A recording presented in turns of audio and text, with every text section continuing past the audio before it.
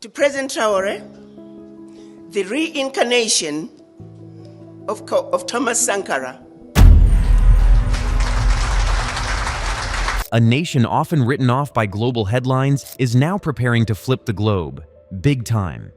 In a bold move that many are calling a game changer, Burkina Faso's transitional leader, Captain Ibrahim Traoré, has just announced a jaw-dropping $253 million inland development project that could redefine the future of West Africa's heartland. It's not just a project, it's a statement. From energy infrastructure to agriculture, logistics, and trade, this initiative isn't simply about construction.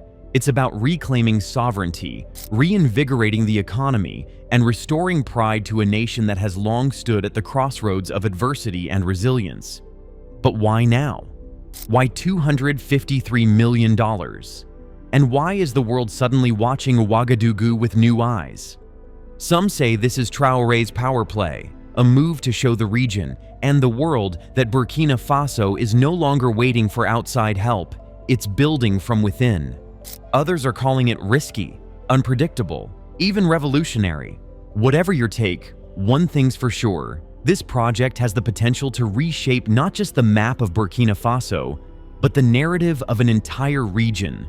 Stick around, because what you're about to discover goes far beyond roads and buildings. This is the story of a country on the edge of transformation, and the young leader betting everything on its future. A bold play in the heart of West Africa. Captain Ibrahim Traoré, Burkina Faso's military leader, is making bold moves that go beyond politics. He's redrawing the country's economic landscape. With decisive executive action, he's greenlit a groundbreaking $253 million inland megaproject designed to revolutionize the nation's logistics and trade systems. Far from being a paper promise, this initiative is rooted in action, not theory.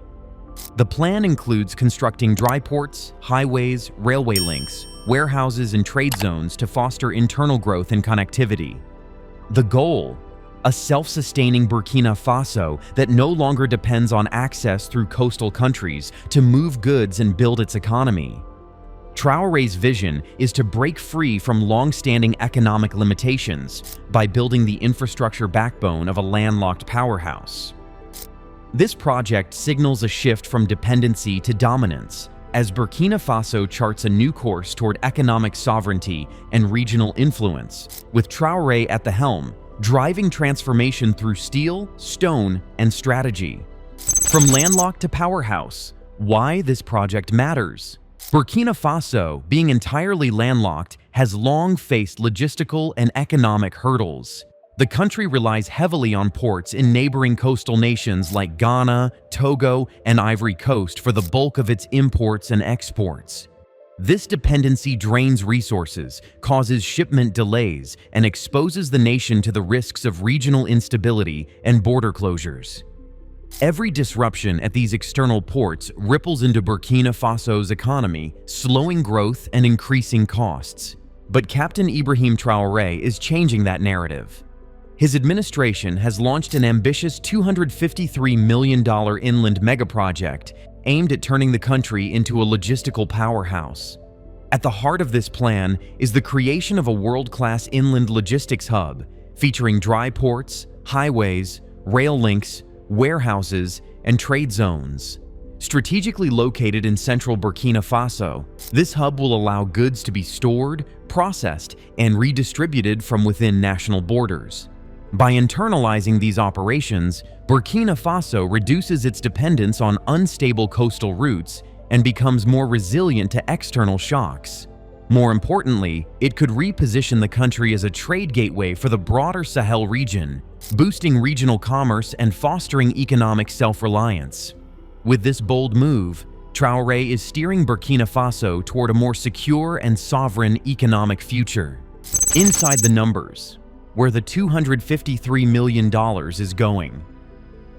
Let's break down the ambitious $253 million investment reshaping Burkina Faso's economic future. Under Captain Ibrahim Traoré's leadership, every dollar is being strategically deployed to build an inland logistics empire that will redefine trade across the Sahel. $92 million is going toward constructing a state-of-the-art inland dry port. This isn't just a storage yard, it's a fully equipped customs-cleared zone that replicates the function of a coastal seaport minus the water. Picture sprawling container yards, bonded warehouses, high-tech inspection facilities, and an integrated electronic customs processing system designed to slash clearance times and increase efficiency. $61 million is earmarked for upgrading and expanding the country's aging highways and railway spurs. These vital arteries will connect the dry port hub to major border crossings, ensuring seamless flow of goods in and out of Burkina Faso, and opening up new trade corridors to neighboring countries. $45 million is dedicated to building smart logistics centers. These facilities will feature AI-driven inventory systems, real-time tracking technologies, and cold storage units to handle sensitive cargo like perishable food, pharmaceuticals, and agricultural exports. It's an investment in both speed and precision. $27 million is focused on integrating renewable energy solutions into the hub's infrastructure. With an abundance of sunlight year-round, Burkina Faso is leveraging solar, wind, and biofuel technologies to ensure the logistics hub is energy independent and environmentally sustainable. No small feat in a region where electricity remains scarce and unreliable. The final $28 million will be used to fund public-private partnerships, creating incentives for both foreign and local investors to build operations within the trade zone. By opening the door to outside investment, Traoré's administration hopes to spark an ecosystem of businesses, manufacturers, and exporters that can take full advantage of the new infrastructure. Altogether, this $253 million megaproject is more than a build-out. It's a strategic transformation. It promises to make Burkina Faso not just self-reliant, but a central trade nexus for the entire Sahel region. It's more than just bricks and mortar, it's a future-proof ecosystem, a lifeline for farmers and miners. For years, Burkina Faso's farmers and miners have struggled with broken supply chains and weak infrastructure. Perishable goods like tomatoes often spoil before reaching border markets, while gold extracted in the north can take weeks to arrive at distant refining facilities. Middlemen thrive in this chaos, cutting deep into producers' profits. Captain Ibrahim Traoré's inland logistics megaproject aims to flip that tables around.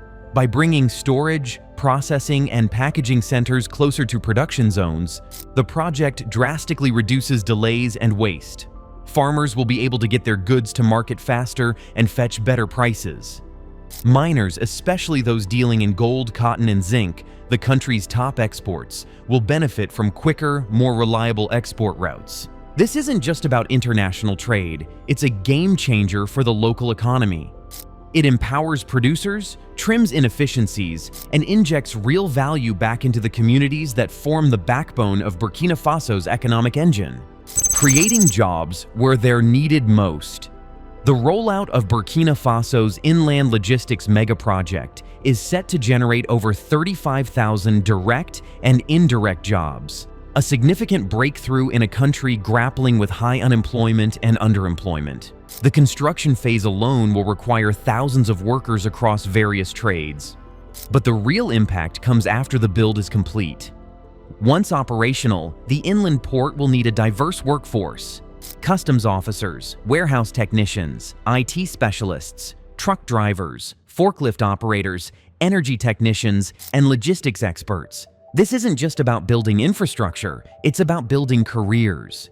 To ensure a steady pipeline of skilled labor, the government plans to collaborate with local vocational institutions to train workers. This strategic move underlines that the project isn't a flashy short-term campaign. It's a long-term investment in Burkina Faso's human capital.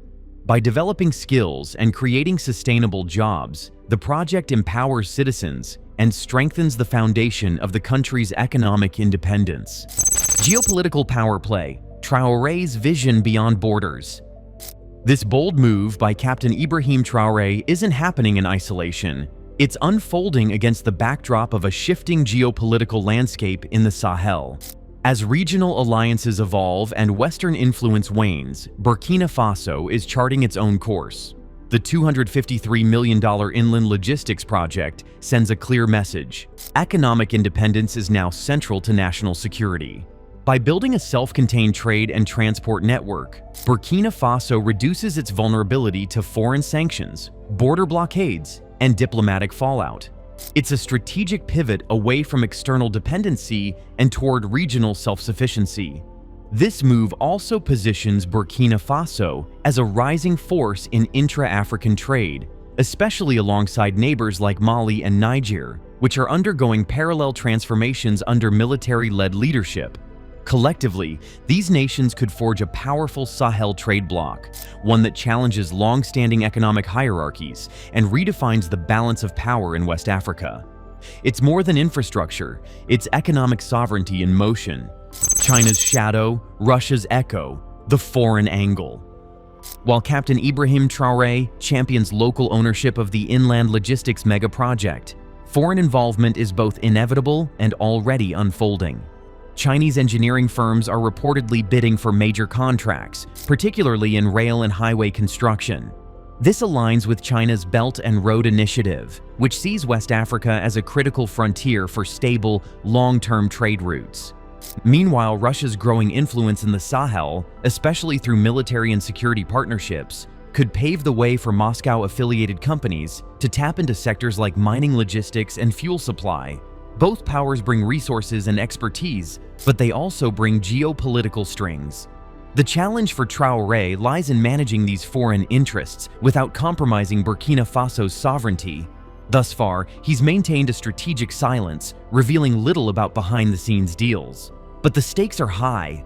The wrong alignment could entangle the project in power politics. The right one could empower a truly independent economic future. Security first. Protecting the economic artery. Burkina Faso remains in the grip of one of West Africa's most dangerous jihadist insurgencies, making security a non-negotiable pillar of any major infrastructure project. Captain Ibrahim Traoré's administration is fully aware of this reality and is taking a militarized, multi-layered approach to safeguard the $253 million inland logistics initiative. Specialized military engineering units are being deployed to secure construction zones, ensuring work continues without disruption. Contracts for the project also include provisions for private security partnerships and advanced surveillance systems, including drones to monitor vulnerable transport routes. There's even talk of establishing military-protected trade corridors, secure highways where commercial convoys would move under armed escort. In a country where militants frequently target roads, bridges, and cargo, this strategy is not just precautionary, it's vital. Traoré's security-first rollout shows a clear understanding. Without stability, even the most ambitious infrastructure project cannot survive, let alone thrive. The political calculus, Traoré's gamble for legitimacy. This inland megaproject is more than an economic initiative. It's a high-stakes political gamble for Captain Ibrahim Traoré. Since seizing power in 2022, with promises of sweeping change, national security, and true sovereignty, his administration has faced mounting pressure to deliver. 2 years in, critics argue that progress has been slow and reforms uneven. The $253 million logistics hub could be the bold, legacy-defining move Traoré needs to turn the tide. It's a tangible symbol of ambition, roads, jobs, exports, and self-reliance, all the things that resonate with a public weary of instability and dependency.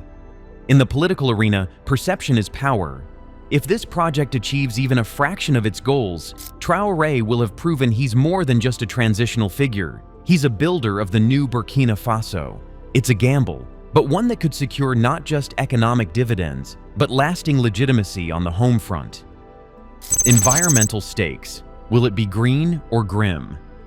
The environmental stakes in Burkina Faso's $253 million inland logistics project are high. A development of this magnitude could severely disrupt fragile ecosystems, with risks including deforestation, air and water pollution, and unchecked urban sprawl. These are not abstract concerns. They're realities that have plagued similar projects across the globe. In response, Traoré's government claims it is embedding sustainability into every phase of the build. Plans include the use of green architecture, solar arrays to power the port and logistics centers, water recycling systems, and widespread tree planting campaigns to offset emissions and habitat loss. While these commitments are encouraging, environmental watchdogs remain vigilant. The success of this project won't be measured by concrete alone. It will hinge on whether it can set a new benchmark for eco-conscious development. If Burkina Faso gets it right, this inland hub could become a model for how infrastructure and sustainability can coexist in the Sahel and beyond. Ripple effects across West Africa. When one country levels up its trade game, the region feels it. The Burkina Faso Inland Project could pull in goods from Mali, Niger, and even northern Ghana, offering a more stable and affordable route for landlocked neighbors. Smaller economies in the Sahel could become satellite beneficiaries, setting up their own logistics centers that plug into the Burkina Bay hub. In the long run, this could pave the way for a new trade corridor running through the African interior, challenging the old coastal monopolies. If that happens, Traoré's $253 million inland project could redefine the economic map of West Africa for the next generation. The skeptics: can Traoré really pull this off? Of course, no mega project is immune to skepticism.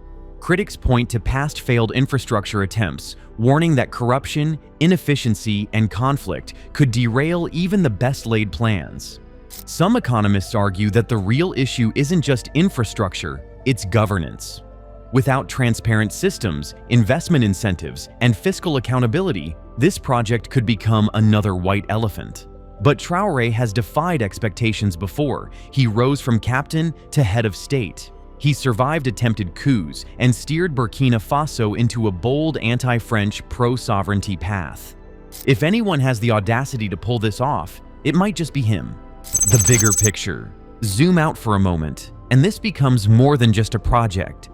It's a philosophical shift.